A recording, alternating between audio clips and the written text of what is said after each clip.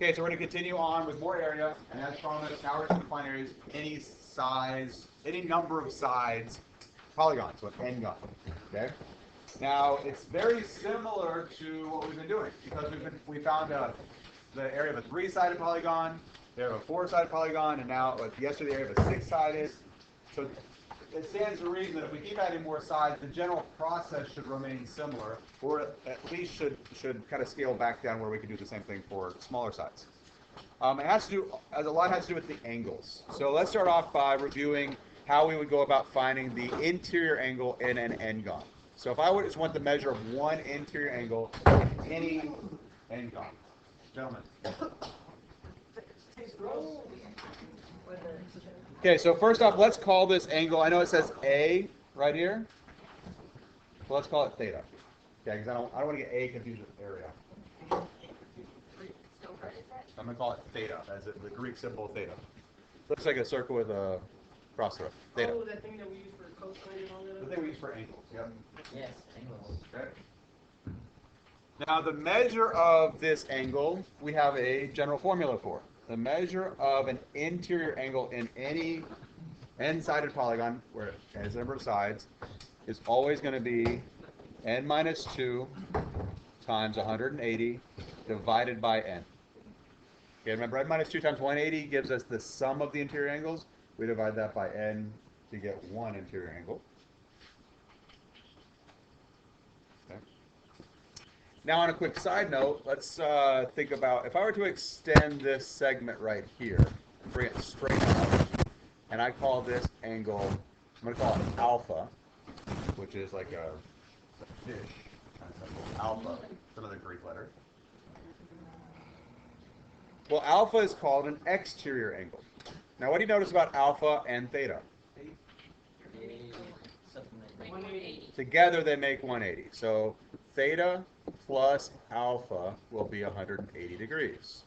Now, the exterior angles in a polygon always, gentlemen, always add up to 360 degrees. RJ, take off. Go stand outside for a few minutes. So alpha will always be 360 divided by n. Always. Because all of the interior angles or exterior angles add up to 360. So if there's n angles, one of the exterior angles will be 360 divided by that number. Okay? All right. So we're gonna use this primarily. You need this for one of the assignment problems. Okay. All right. So start by drawing the center of your polygon.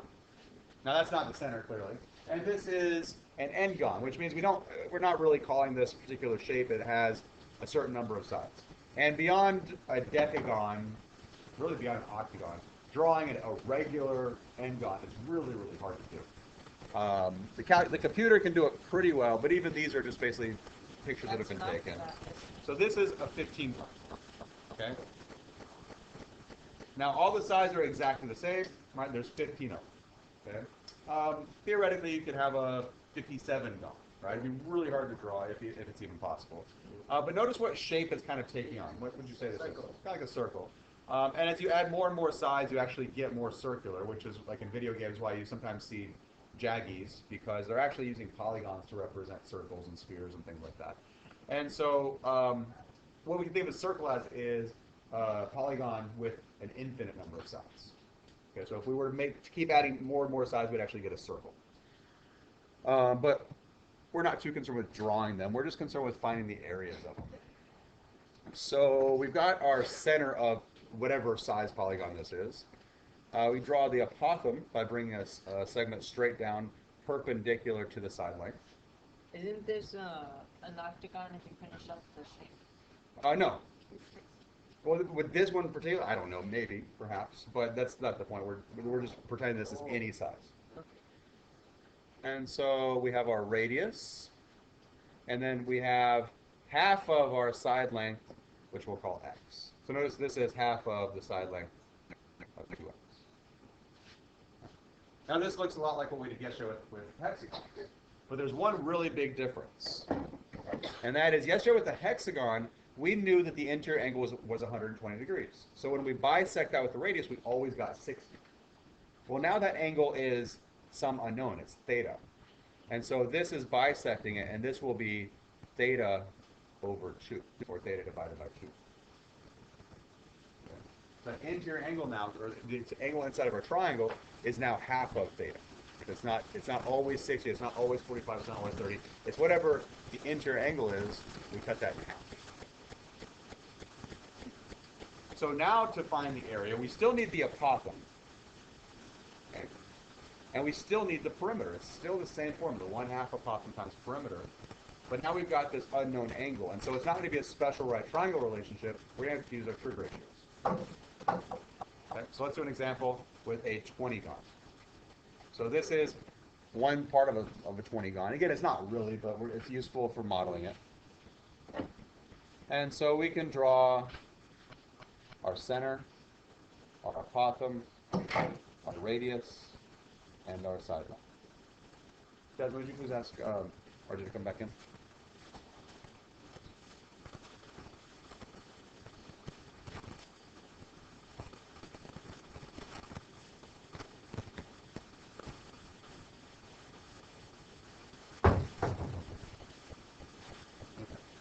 And then we have our angle here, which is theta divided by 2.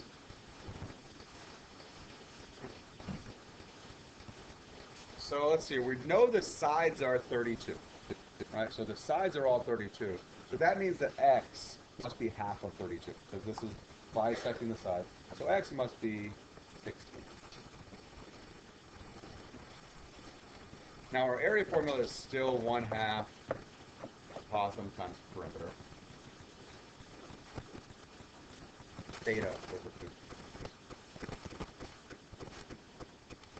And so we can still find our perimeter. Well, how do we find the perimeter? So we multiply the side length by the number of sides. So we've got 20 sides, and they're each 32. And so our perimeter is 640. Okay, so that's part of our formula, our perimeter. Now we need to find the apothem. Now in order to find the apothem, we need to know this angle. Because if we know this angle, then we know the side adjacent to that angle, and we're looking for the side opposite from that angle, so we can use tangent to find a missing side. So let's start by finding theta. So we have a formula to find theta given the number of sides. All right, so we've got n minus 2. So in this case, we've got 20 sides. So we have 20 minus 2 times 180. We divide that by 20.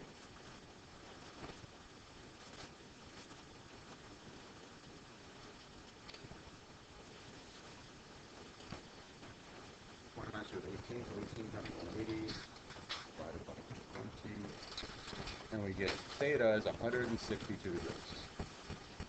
We aren't really going to use theta, we're going to use half of theta, because half of theta is what's inside of our triangle. So theta divided by 2 is 81 degrees. Half of it is 81. So now we have the angle. We're looking for the opposite, and we know the adjacent, so we're going to use tangent.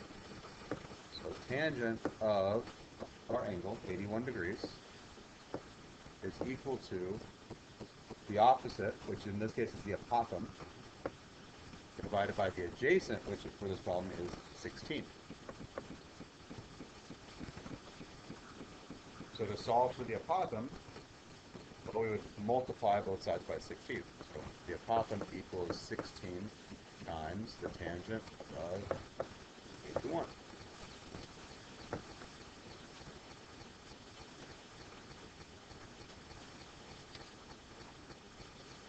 And that gives us 101.02.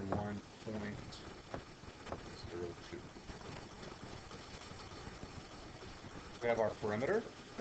We just found our apothem using that trig ratio.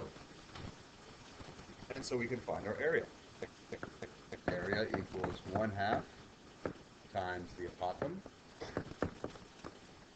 times the perimeter.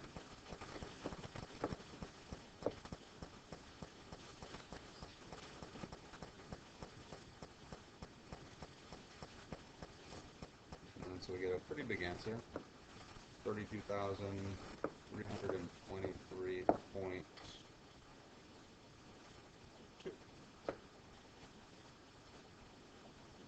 And we have units in this problem. All of these where perimeter was in feet, Potham in feet, and so feet times feet gives us square feet.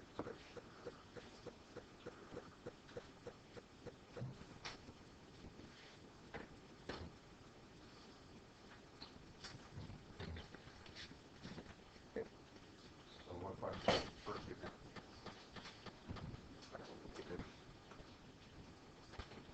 Everything that we did here has a reason for doing it. So if you're not sure, if you're just like writing down a number and you don't know where it came from, then you have a question. Yeah. On calculator, I got 32,326.4. Yeah, I got that. Oh yeah, no, I do.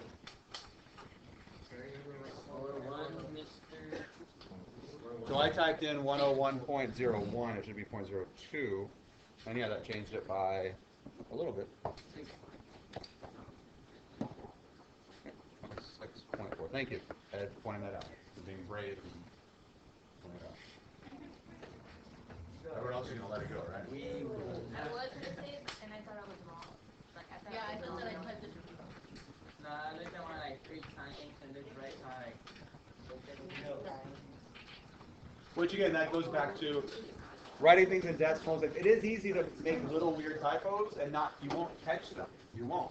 So if you, and this is really important, guys, on quizzes, on tests, even on homework, if you jump from essentially this to this, and I don't know how you got this answer, then I can't give you very much partial credit.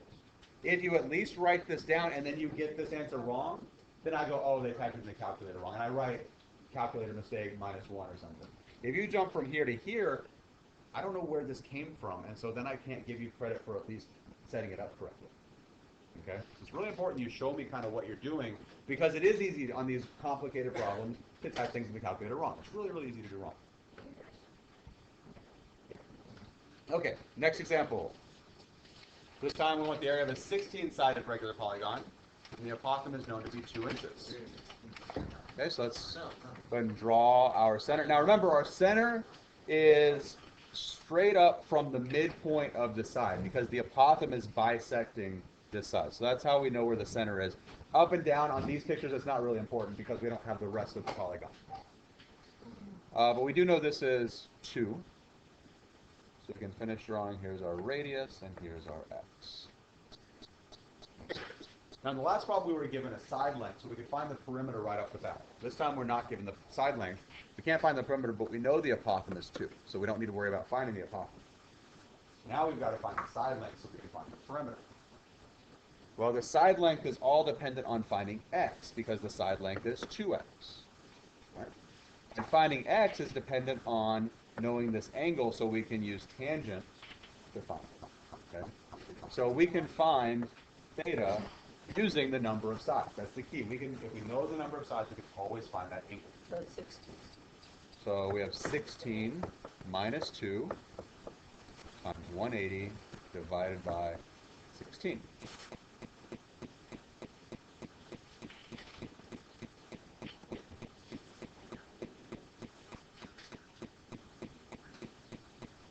And when you get a fraction, like you will on this, go ahead and press Control Enter. Let's represent things as decimals when they're fairly small like that. So 615 divided by 2 is 157.5.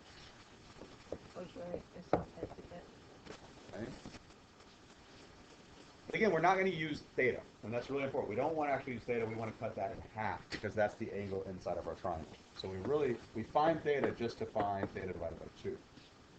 We divide that by 2, we get theta over 2 is 78.75 degrees.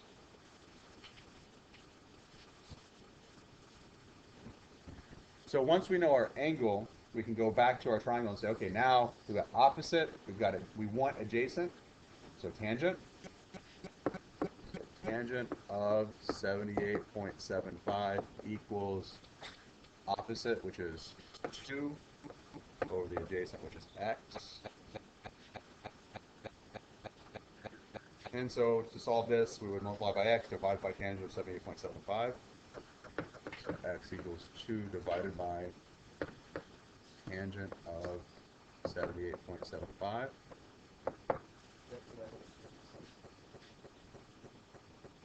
Right, what, in the tangent of? Yeah. Sure.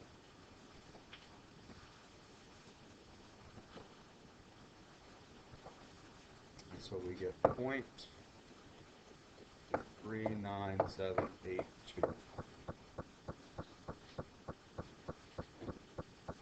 We don't really need, we need the x, but only to find twice that. That'll give us our side length. So 2x. Multiply that by 2, we get 0.795649. So that's one side. And how many sides do we have? So to get our perimeter, which is really what we're after here, we multiply that answer by 16.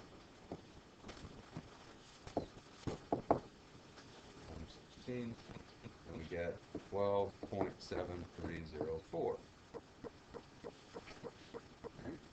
So we started off knowing our apothem. I didn't have to do anything for that. And we just went through all that work to find the perimeter. And so once we know both of those, we can find our area.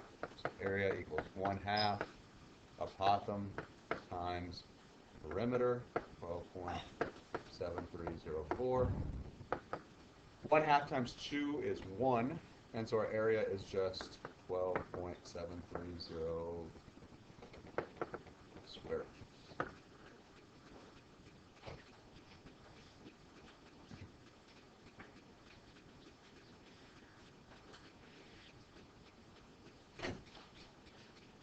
Now again, everything here has a reason, so if you're just writing down a number and you're not sure exactly why that number came into being, then you have a question. And it's probably a good question. I'm sure someone else has the same question. It's a lot of work. But it's methodical, right? It's following a process every time. That's a great question. Will it always be tangent? Well, notice the tangent of this angle is the opposite and the adjacent, right? So which side does that not include? Radius. So if we have something involving the radius, then it won't be tangent. And great timing on the question, because look at the next example. Okay. So the next example, we've got a 17-sided polygon, and this time we're given the radius. So good timing on the question. We draw our center. There's our apothem. Our radius is 4, and then there's our x. Okay.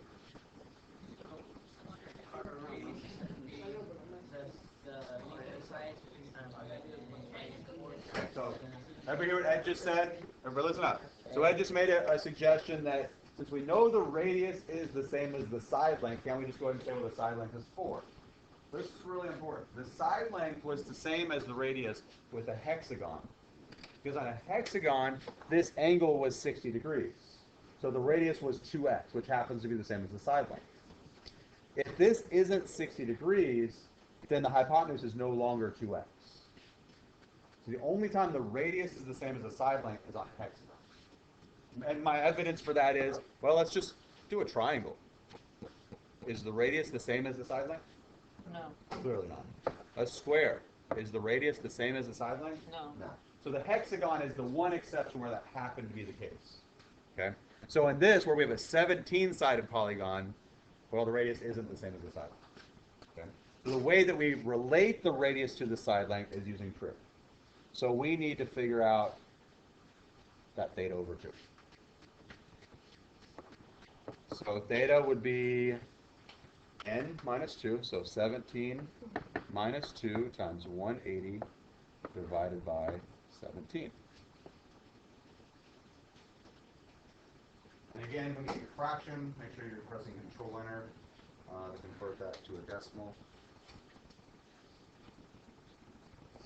And we get 158.824.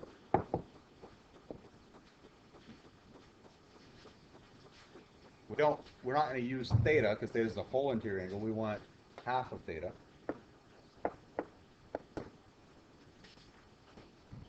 And so we get 79.824 .4118. Let me do that. So that's now our angle. That's the angle we want to use. Now, since we know the hypotenuse of our triangle, let me rephrase that. We know the hypotenuse of our triangle, and we're looking for the apothem, and we're looking for the x value here. So we're actually going to have to do two different trig ratios, because we need two different things. So the one dealing with the apothem, well, that's opposite and hypotenuse, so we would use sine. So sine of 79.4118 is equal to the opposite of the triangle, which is in this case A, divided by the hypotenuse, which is 4. Okay, so multiplying by 4, we get the apothem must be equal to 4 times the sine of 79.4118.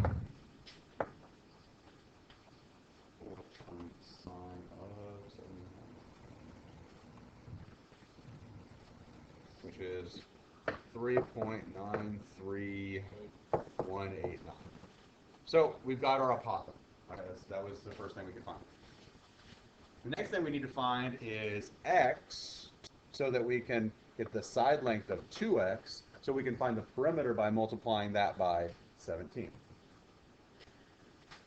Well, x here is the adjacent side to this angle, and we already knew the hypotenuse, so we can use the cosine. So cosine of 79.4118 equals the adjacent over hypotenuse. So following the same process, we multiply by 4 to solve for x. So x equals 4 times the cosine of 79.4118.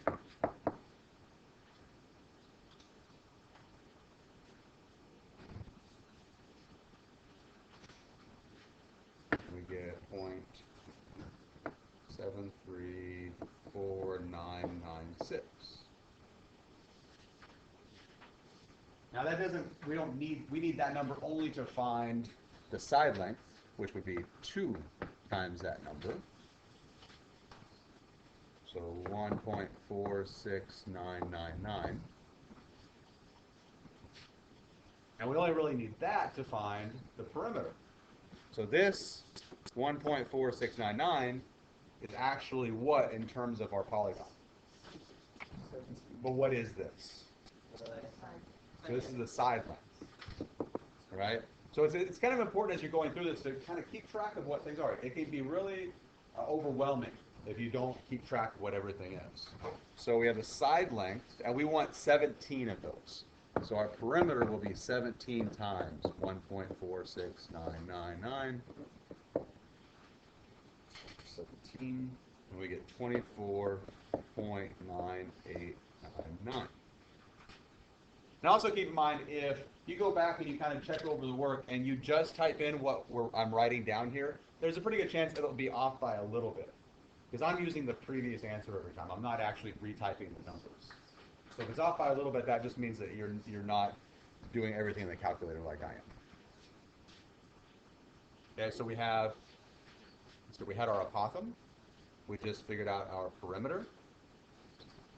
And so our area will be 1/2 times our apothem, 3.93189, times our perimeter, 24.9899.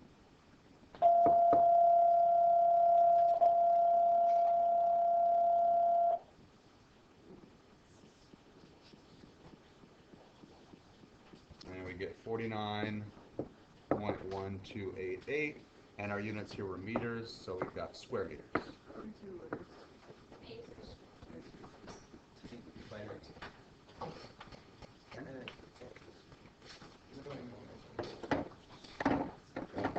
Okay, so before you get started this time, I want you to think about a couple of things. Would you be able to do this for, say, a regular triangle, like an equilateral triangle? Could you follow the same process given like the side length of an equilateral triangle?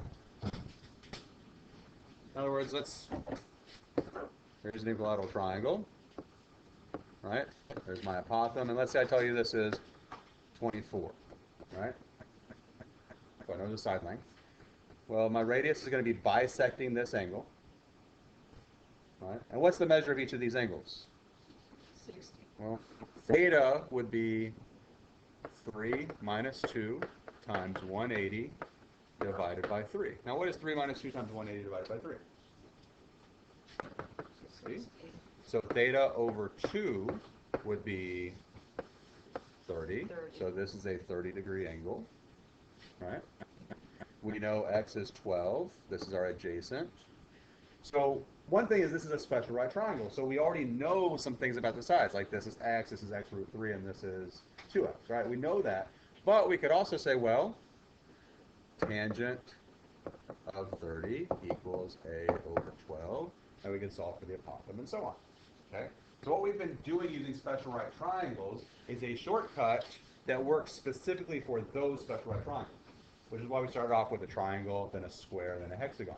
Notice we skipped a pentagon because the sum of the interior angles of a pentagon, each one is 108 degrees. So cut that in half, we get 54, which isn't a special right triangle. So we skipped it because we wanted to relate all these things to special right triangles. Now we can do it for anything, realizing that, oh, wait, a special right triangle is just a shortcut for these trig ratios.